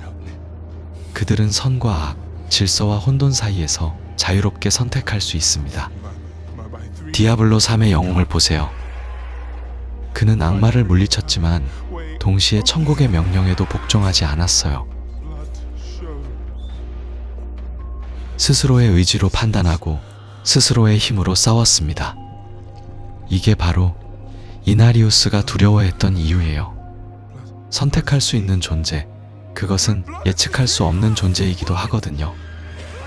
네팔렘은 천사가 될 수도 있고 악마가 될 수도 있고 아니면 둘 다 아닌 완전히 새로운 존재가 될 수도 있습니다. 그 가능성이 무한하기 때문에 위험했던 거죠. 그런데 생각해보면 이건 엄청난 축복이기도 합니다. 천사들은 아무리 노력해도 질서 너머를 볼 수 없어요. 악마들도 혼돈의 틀에서 벗어날 수 없고요. 하지만 인류는 다릅니다. 그들은 성장할 수 있어요. 배울 수 있고 변할 수 있고 진화할 수 있습니다. 레아의 이야기를 다시 떠올려 보세요. 그녀는 디아블로의 딸로 태어났지만 선한 사람으로 자랐습니다. 물론 결국 디아블로의 그릇이 되고 말았지만 그 과정에서 그녀가 보여준 용기와 선의는 진짜였어요. 만약 그녀가 순수 악마였다면 불가능했을 일이죠. 그리고 디아블로4의 떠돌이를 보세요. 그는 릴리스의 힘을 받았지만 릴리스의 꼭두각시가 되지 않았습니다. 오히려 그녀를 막기 위해 싸웠어요. 이게 바로 네팔렘의 힘입니다. 타고난 운명마저도 스스로의 선택으로 바꿀 수 있는 힘이죠. 자, 그럼 이제 더 큰 그림을 봐야 합니다. 영원한 분쟁은 왜 끝나지 않는 걸까요? 천국과 지옥이 이렇게 오래 싸우는 진짜 이유는 뭘까요? 사실 그들은 서로를 완전히 이길 수 없습니다. 천국이 지옥을 없애면 세상은 너무 질서정연해져서 정체되고 말 거예요. 반대로 지옥이 천국을 없애면 세상은 완전한 혼돈에 빠져서 무너지고 말죠. 그들은 서로의 존재를 필요로 합니다. 빛이 있어야 어둠이 있고 어둠이 있어야 빛이 있는 것처럼요. 그렇다면 이 균형을 깰 수 있는 존재는 누구일까요? 바로 네팔렘입니다. 그들은 천사도 악마도 아니기 때문에 이 영원한 싸움에서 자유로워요. 천국의 질서에도 지옥의 혼돈에도 얽매이지 않죠. 릴리스가 그걸 깨달았습니다. 그녀는 네팔렘을 이용해서 천국과 지옥을 모두 넘어서려 했어요. 물론 그녀의 방법은 틀렸습니다. 그녀는 네팔렘을 도구로 보았거든요. 자신의 계획을 실현하기 위한 수단으로요. 하지만 그녀의 비전 자체는 완전히 틀린 건 아니었습니다. 성역이 독립적으로 존재할 수 있다는 생각, 인류가 천국과 지옥의 전쟁터가 아닌 자신만의 운명을 가질 수 있다는 생각, 그건 분명 의미가 있었어요. 문제는 방법이었습니다. 릴리스는 힘으로 그걸 이루려 했어요. 네팔렘의 힘을 깨워서 천국과 지옥을 모두 정복하려 했죠. 하지만 그건 또 다른 형태의 지배일 뿐이었습니다. 진정한 자유는 힘에서 오는 게 아니에요. 선택에서 오는 거죠. 그리고 그 선택을 스스로 할 수 있을 때 진정한 독립이 가능합니다. 디아블로4가 끝난 시점에서 성역은 기로에 서 있습니다. 맨딕이 죽고 릴리스도 사라졌어요. 디아블로와 메피스토는 다시 봉인되었지만 완전히 사라진 건 아니죠. 그들은 언젠가 다시 돌아올 겁니다. 항상 그래왔던 것처럼요. 하지만 이번에는 뭔가 다를 수 있습니다. 인류는 이제 알아요. 자신들이 단순한 피해자가 아니라는 것을, 스스로를 지킬 수 있는 힘이 있다는 것을요. 네팔렘의 힘이 다시 깨어나고 있고 새로운 세대의 영웅들이 성장하고 있습니다. 그리고 여기서 흥미로운 떡밥들이 남아있어요. 티엘은 어떻게 되었을까요? 그는 인간이 되었지만 여전히 지혜의 대천사였던 기억과 경험을 가지고 있습니다. 그가 인류의 미래에 어떤 역할을 할지 궁금하지 않으세요? 그리고 이나리우스가 남긴 유산도 있습니다. 그는 죽었지만 성역을 만든 건 여전히 그예요. 그가 숨겨놓은 비밀이나 장치가 아직도 어딘가에 남아있을 가능성이 있죠. 또 하나, 다른 대악마들은 뭘 하고 있을까요? 우리는 디아블로와 메피스토, 바알의 이야기를 많이 들었지만 아즈모단이나 벨리알 같은 소악마들의 이야기는 아직 덜 풀렸어요. 그들도 분명 다시 돌아올 거고 새로운 계획을 꾸미고 있을 겁니다. 그리고 가장 중요한 질문, 세계석은 정말 완전히 파괴되었을까요?